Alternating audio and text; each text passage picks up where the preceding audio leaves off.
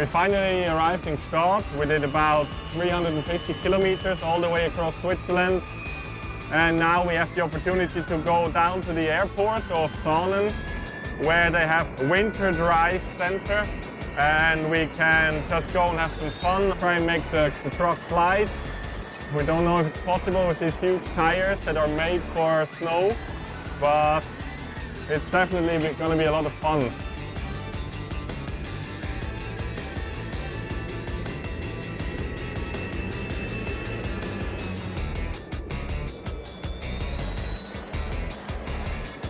Now I know how I get it to drift. It takes a bit of cheating, but I know how to get it to drift now.